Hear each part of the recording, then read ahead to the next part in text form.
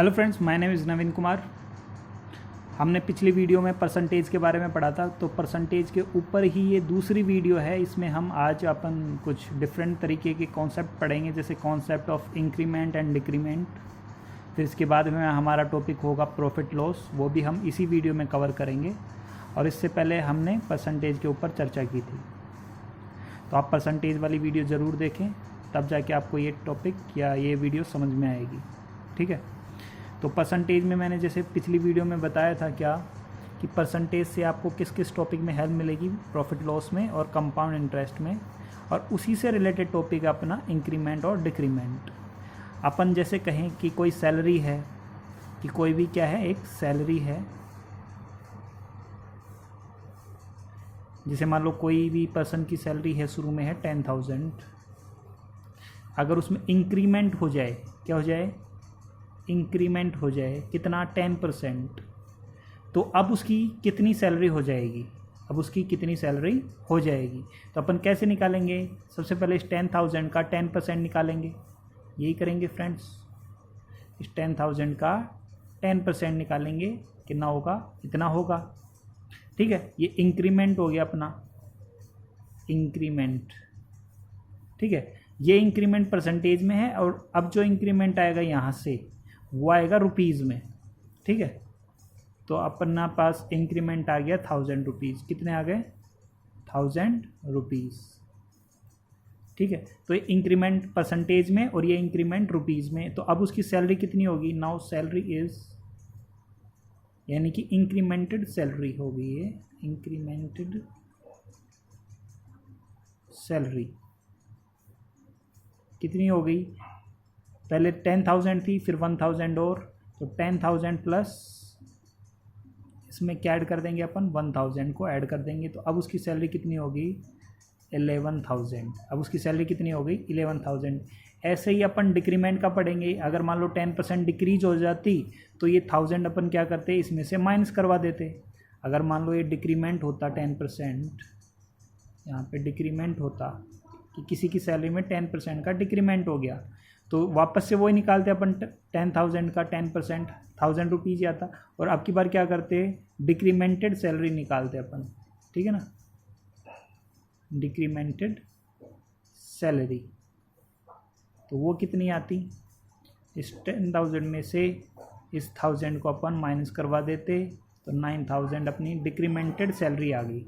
ठीक है, ये डिक्रीमेंटेड सैलरी है, ये सभी रुपीज़ में हैं। ठीक है, तो कॉन्सेप्ट ऑफ इंक्रीमेंट और डिक्रीमेंट का यही है। पर यहाँ पे एक बात समझने की क्या है कि अपन को यहाँ पे ये दो स्टेप में नहीं निकालना है ना। यहाँ पे अगर मान लो आपके पास सैलरी है 10,000, फिर ऐसे बोल दे कि इंक्रीमेंट है 10%, अब बताओ फाइनल सैलरी कितनी आएगी, तो 11,000 आएगी फाइनल। पर अपन ने इसको दो स्टेप में किया है। पहले तो अपन ने 10% निकाला इसका, और फिर जो भी आया उसको अपन ने ऐड किया। अपन इसको डायरेक्ट कैसे करेंगे, अपन इसको डायरेक्ट कैसे करेंगे, तो डायरेक्ट करने के लिए अपने पास क्या है कि जैसे इंक्रीमेंट है, तो इसको 100 में और इंक्रीमेंट कर देंगे, यानी कि 10,000 का अपन 110% निकाल लेंगे डायरेक्ट, 110%, है ना। जैसे 10% इंक्रीमेंट हो गया, मान लो सैलरी शुरू में है 100%, फिर 10% इंक्रीमेंट होते ही तो वो सैलरी कितनी हो जाएगी, 110%।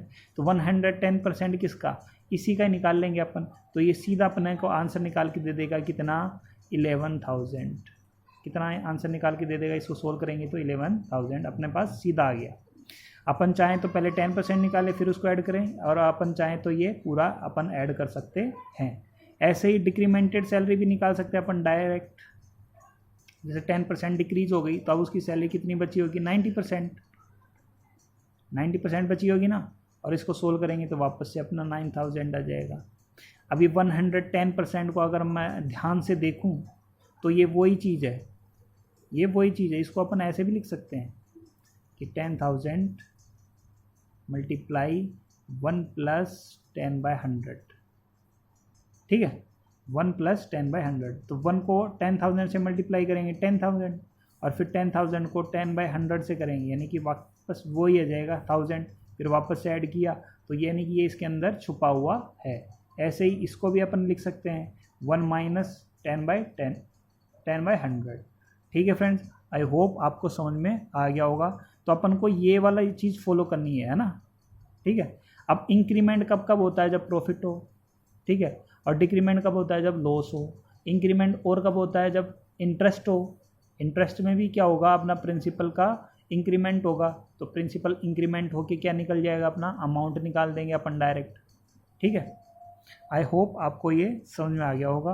अब चलते हैं आगे अपने टॉपिक पर, प्रॉफिट और लॉस पर।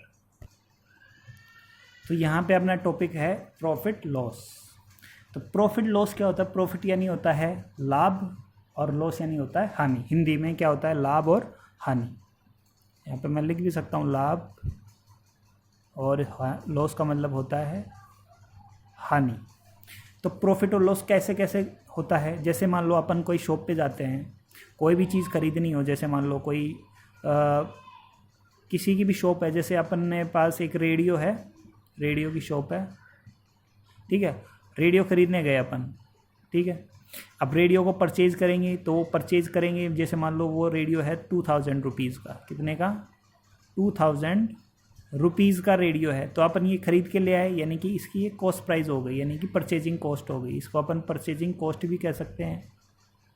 ठीक है, परचेजिंग कॉस्ट भी कह सकते हैं।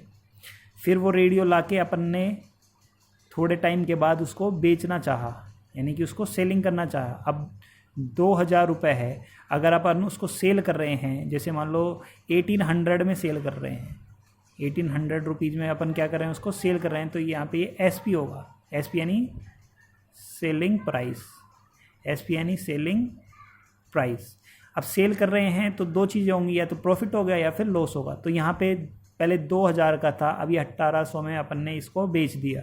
तो यानी कि यहाँ पे क्या हो गया? अपने पास लॉस हो गया। कितने का लॉस हुआ? 200 रुपये का अपने को लॉस हो गया। कितने का? 200 रुपये का क्या हो गया?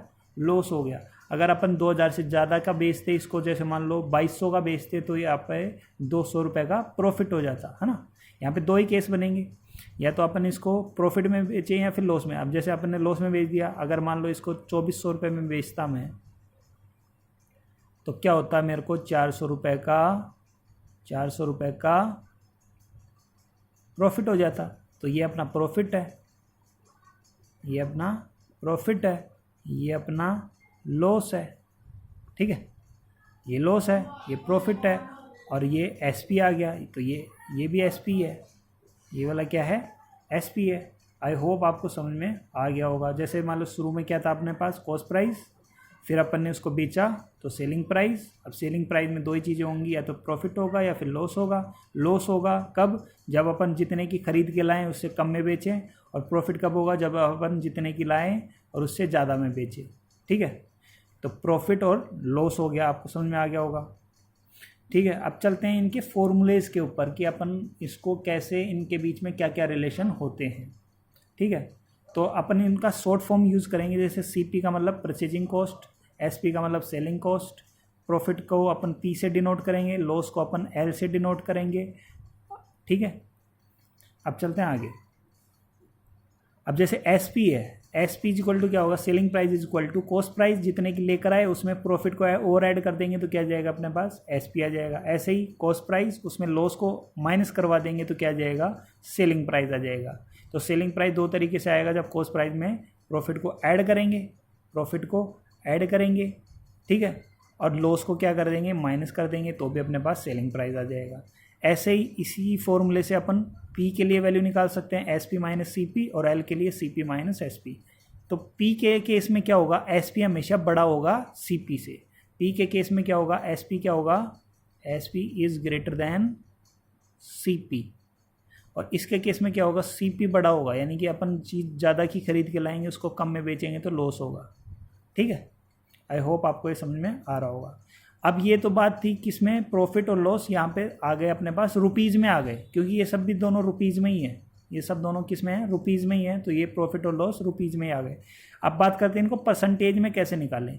तो प्रॉफिट और लॉस को परसेंटेज में अपन कैसे निकालेंगे? यहाँ पे ये इसके फॉर्मूले हैं। तो नीचे हमेशा याद रखना, प्रॉफिट और लॉस किस पे निकलता है? हमेशा सीपी पर ही निकलता है। दोनों के नीचे क्या आएगा? सीपी आएगा, कॉस्ट प्राइस आएगा, और ऊपर क्या आएगा? SP minus CP, SP minus CP यानी पी, और C P minus S P यानी एल। तो यहाँ पे अपने पास परसेंटेज में आ गया। अगला फॉर्मूला क्या है कि अपने पास सी पी दे रखा है, फिर प्रॉफिट का परसेंटेज दे रखा है, यानी कि सी पी दे रखा हो, प्रॉफिट का परसेंटेज दे रखा हो, तो अपन अब एस पी निकाल लेंगे। सी पी दे रखा हो, लॉस का परसेंटेज दे रखा हो, तो अपन एस पी निकाल लेंगे। यहाँ पे प्लस है, यहाँ पे माइनस है, ठीक है ना। ये वो ये इंक्रीमेंट का फॉर्मूला बन गया, एक तरीके से ये डिक्रीमेंट का फॉर्मूला बन गया, ठीक है ना। वही है इंक्रीमेंट और डिक्रीमेंट। आगे चलते हैं फ्रेंड्स। सी पी, अब यहीं से मैंने एक और फॉर्मूला ड्राइव कर लिया। कब? जब एस पी दे रखा हो और प्रॉफिट परसेंटेज दे रखा हो। जब एस पी और प्रॉफिट परसेंटेज दे रखा हो तो अपन सी पी भी निकाल सकते हैं। जब एस पी और लॉस परसेंटेज दे रखा हो तो अपन सी पी निकाल सकते हैं। जब प्रॉफिट और लॉस क्या हो, इन केस में क्या लेंगे अपन, परसेंटेज में लेंगे। ठीक है फ्रेंड्स, आई होप आपको समझ में आ रहा होगा, और फिर भी आपको नहीं आए तो आप इस वीडियो को दोबारा से देख लेना और या कमेंट कर देना। आगे चलते हैं फ्रेंड्स। आगे अपना कॉन्सेप्ट है डिस्काउंट का, कि डिस्काउंट क्या होता है। तो जैसे अपन रेडियो खरीदने गए, वही एग्जांपल लेते हैं रेडियो का।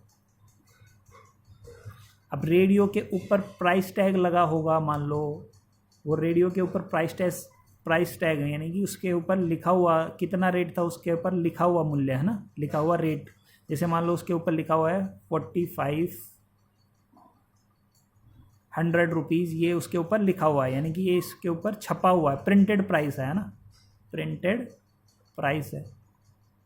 इस प्रिंटेड प्राइस को अपन दूसरे नाम से भी जानते हैं, किस नाम से, मार्केट प्राइस या एमपी से, मार्केट प्राइस या एमपी से, एमपी यानी कि एमआरपी भी कह सकते हैं इसको, ठीक है। अब प्रिंटेड प्राइस पे और अपन उसको खरीद रहे हैं। अब दुकानदार क्या करता है, यानी कि शॉपकीपर क्या करेगा, आपको या तो डिस्काउंट देगा। तो डिस्काउंट जैसे मान लो उसने दिया 200 रुपये का डिस्काउंट दे दिया, क्या दे दिया उसने, 200 रुपये का डिस्काउंट दे दिया, तो 200 रुपये कम करके वो बेचेगा, है ना। तो अपन कितने में खरीदेंगे उसको, 4300 रुपीज़ में। तो एक तरीके से ये शॉपकीपर के लिए क्या हो गया, ये सेलिंग प्राइस हो गया, और अपने लिए क्या हो गया, ये शॉपकीपर के हिसाब से सेलिंग प्राइस, और अपने लिए क्या हो गया, ये कॉस्ट प्राइस। तो यानी कि जो डिस्काउंट का कॉन्सेप्ट है, जो डिस्काउंट का कॉन्सेप्ट है वो शॉपकीपर के लिए होता है, और ये जो प्रॉफिट लॉस का कॉन्सेप्ट है ये अपना किसके लिए होता है, कस्टमर के लिए होता है। ऐसा अपन मान के चलते हैं, ठीक है। तो डिस्काउंट का कॉन्सेप्ट शॉपकीपर के लिए और प्रॉफिट लॉस का कॉन्सेप्ट कस्टमर के लिए, क्योंकि डिस्काउंट कौन देता है, कस्टमर तो देगा नहीं डिस्काउंट, ठीक है। तो अब आगे बढ़ते हैं। इसी में कुछ फॉर्मूले इनके बीच के रिलेशन है, यानी कि एमपी ये अपना डिस्काउंट हो गया, ये अपना क्या हो गया, डिस्काउंट हो गया, ठीक है। अब यहाँ पे क्या है, एसपी कैसे निकालेंगे, MP minus discount, MP minus discount तो एसपी आ जाएगा। और डिस्काउंट कैसे निकालेंगे, यहीं से फॉर्मूले से एमपी माइनस एसपी, यानी कि डिस्काउंट के केस में क्या होगा, जो एमपी होगा वो बड़ा होगा किससे, एसपी से। एमपी जो बड़ा होगा किससे, एसपी से, तभी तो डिस्काउंट निकलेगा। अब यहाँ पे डिस्काउंट किस में है, रुपीज़ में, ये वाला डिस्काउंट किस में है, रुपीज़ में। अब डिस्काउंट को परसेंटेज में कैसे बदलें, तो डिस्काउंट को परसेंटेज में कैसे बदलेंगे, इस फॉर्मूले से। तो जैसे मैंने बताया था प्रॉफिट लॉस में नीचे क्या होता है, सीपी होता है, और डिस्काउंट के केस में नीचे हमेशा क्या होगा, एमपी होगा, क्या होगा, एमपी होगा नीचे, और ऊपर क्या आएगा, MP minus SP, MP minus SP, ठीक है फ्रेंड्स। अब यहाँ पे अपने पास एक और फॉर्मूला है, यहाँ पे भी एक तरीके से देखा जाए तो डिक्रीमेंट ही हो रहा है, क्योंकि एमपी है उसमें से डिक्रीमेंट कर रहे हैं अपन, डिक्रीज़ कर रहे हैं किसको, डिस्काउंट को लेस कर रहे हैं। तो यहाँ पे डिक्रीमेंट का ही फॉर्मूला हो गया एक तरीके से, MP multiply 100 minus discount upon 100 is equal to SP. और एमपी का यहाँ से फॉर्मूला निकाल सकते हैं, इसको इधर लेके जाएंगे, क्रॉस मल्टीप्लाई करवाएंगे तो एसपी मल्टीप्लाई 100 माइनस डिस्काउंट। तो यहाँ पर डिस्काउंट जो है वो किस में होना चाहिए, परसेंटेज में होना चाहिए। डिस्काउंट किस में होना चाहिए, परसेंटेज में होना चाहिए, क्योंकि 100 में से उसको माइनस करना पड़ेगा, ठीक है फ्रेंड्स। अब चलते हैं क्वेश्चन आंसर पर, अब चलते हैं कुछ क्वेश्चन करते हैं और उनके आंसर चेक करते हैं, ठीक है। अब यहाँ पे सबसे पहले क्वेश्चन है, सीपी दे रखा अपन को कितना, 1200, लॉस कितना है 10%, फाइंड क्या करना है, एसपी और लॉस इन रुपीज़। यहाँ पे लॉस परसेंटेज में दे रखा है और लॉस अपन को किस में फाइंड करना है, रुपीज़ में फाइंड करना है। तो कौन सा फॉर्मूला लगेगा, यहाँ पे ये फॉर्मूले दे रखे हैं आपको, तो आप देखना कौन कौन सी वैल्यू अपने पास, सीपी है, लॉस है, तो सीपी है और सीपी है CP है और लॉस है, तो यहाँ पे अपन को SP फाइंड करना है, तो ये वाला फॉर्मूला लग जाएगा। CP है और लॉस परसेंटेज है, यानी कि SP का फॉर्मूला लग जाएगा यहाँ पे। तो SP निकालना है अपन को, तो यानी कि CP कितना दे रखा है, यहाँ पे ये फॉर्मूला लग जाएगा, CP multiply 100 minus L upon 100 multi is equal to SP। तो SP निकालना अपन को, तो SP कितना आ जाएगा, CP कितना दे रखा है 1200 मल्टीप्लाई 100 माइनस L, 100 में से 10 घटाना है अपन को, है ना, 100 में से 10 घटाना है, बचे में 100, तो कितना आ जाएगा ये 1200 मल्टीप्लाई 90, तो ये कैंसिल, 00 से 00, और ये कितना आ जाएगा 1080 रुपीज़, यानी कि ये CP कितना है, कितने में वो चीज़ खरीदी गई थी 1200 रुपये में, और उसको बेचा कितने में गया है, उसको 1080 में, तो यानी कि उसको लॉस होगा कितने परसेंट का, 10% का। अगर लॉस रुपीज़ में निकाला जाए तो लॉस रुपीज़ में भी निकाल सकते हैं अपन, फॉर्मूला है ही अपने पास, लॉस रुपीज़ में CP माइनस SP, यानी कि CP माइनस SP यानी कि 1200 माइनस 1080 यानी कि 120 रुपये, 120 रुपये आ गया आंसर। ठीक है, बहुत ईजी है, फॉर्मूले पढ़ना 2 से 4 बार, आपको याद हो जाएगा, कॉन्सेप्ट आ ही जाएगा समझ में। इस वीडियो को दोबारा से देख लेना। अब आगे चलते हैं अगले क्वेश्चन पे। अगला क्वेश्चन अपना CP दे रखा है, SP दे रखा है, पर प्रॉफिट परसेंटेज फाइंड करना है। तो जैसे मैंने आपको बताया था, प्रॉफिट परसेंटेज का फॉर्मूला, प्रॉफिट कब होता है, जब SP बड़ा हो CP से, तो SP माइनस CP आएगा, अपॉन में CP आएगा, क्योंकि प्रॉफिट हमेशा किस पे कैलकुलेट करते हैं अपन, नीचे क्या हो CP हो, तो ये फॉर्मूला लगा देंगे। SP कितना है 4400 माइनस CP कितना है 4000 अपॉन में 4000 मल्टीप्लाई में 100, तो ये अपना आंसर आ जाएगा। 44 में से 40 गए तो 400 अपॉन में 4000, तो आंसर कितना आ जाएगा ये 10%, कितना आ जाएगा 10%, यानी प्रॉफिट परसेंटेज कितना आ गया अपना पास 10% आ गया। ऐसे ही थर्ड वाला क्वेश्चन है, SP दे रखा है, लॉस दे रखा है, CP फाइंड करना है। तो CP का फॉर्मूला जब SP दे रखा हो और मल्टीप्लाई में 100 माइनस L%, ये अपन ने पीछे अभी फॉर्मूला पढ़ा था। तो SP कितना है, SP कितना है, SP अपने पास 84, 100 multiply 100, 100 minus L%, 100 minus L% यानी कि 100 माइनस 16, 100 माइनस 16, तो यहाँ पे कितना जाएगा 8400 मल्टीप्लाई में 100, नीचे 84, तो ये CP आ गया अपना। तो CP कितना जाएगा 84 से कैंसिल, 100 को 100 से मल्टीप्लाई करवाएंगे तो 10,000, तो 10,000 रुपीज़ आ गए। यहाँ पे CP आ गया। अब इसने आगे सेकंड क्वेश्चन में क्या पूछा है कि SP निकालो कब, जब प्रॉफिट 25% है।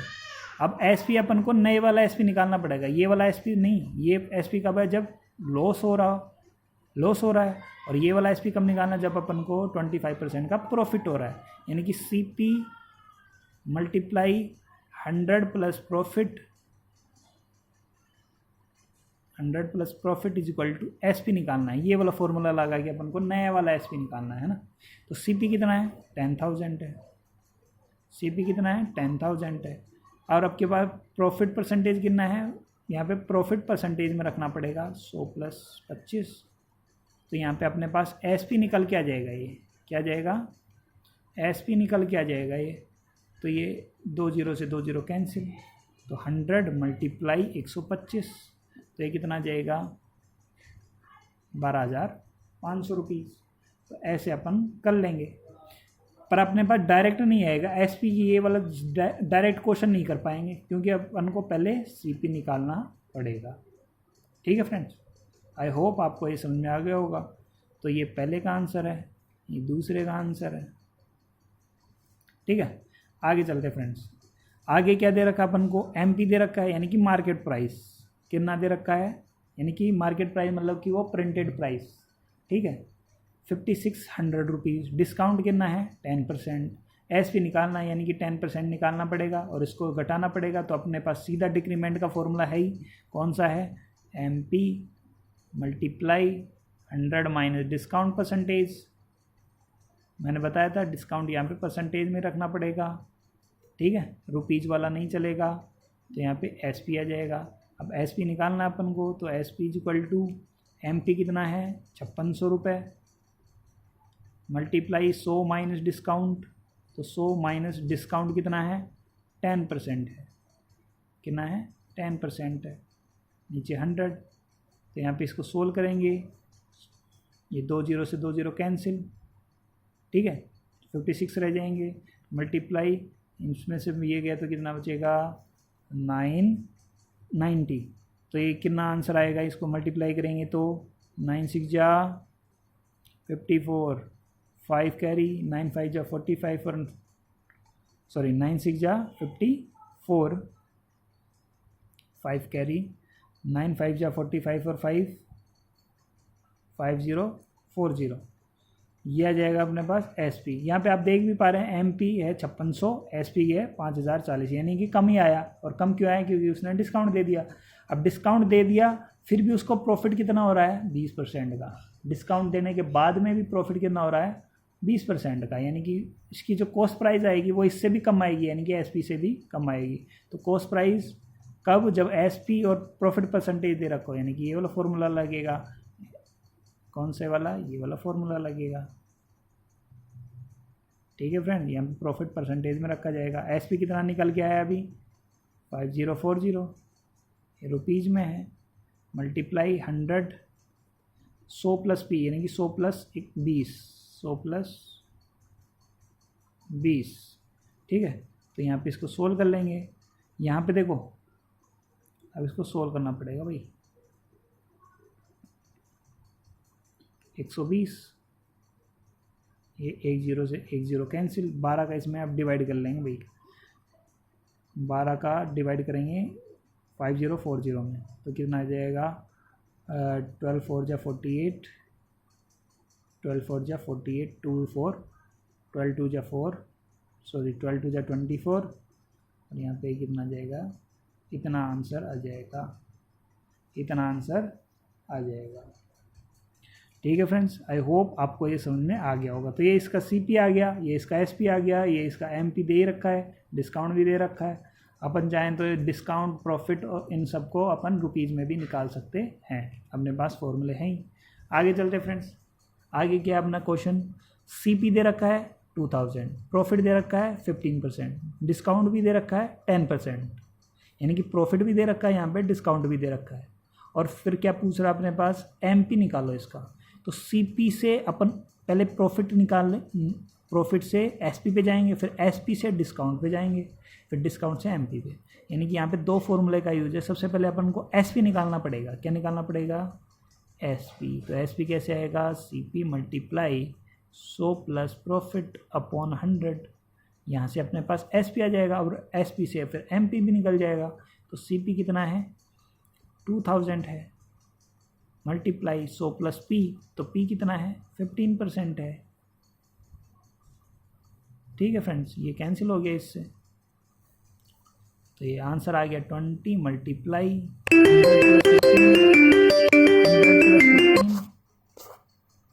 100 प्लस 15 आ गया अपने पास 115।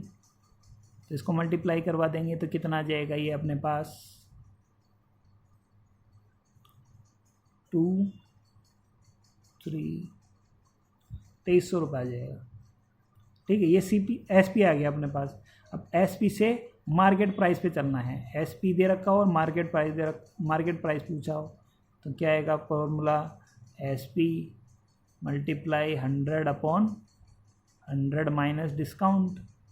या आप पीछे देख लेना एक बार, फॉर्मूले है ना, लिख लेना कॉपी में, तो आपको ये समझ में आ जाएगा। तो एसपी कितना है, अभी आया अपना पास 23, ठीक है, मल्टीप्लाई में 100 माइनस डिस्काउंट परसेंटेज यानी कि 10, ठीक है। तो यहाँ पे 2300 मल्टीप्लाई में 100 और 100 में से 10 गए तो 90।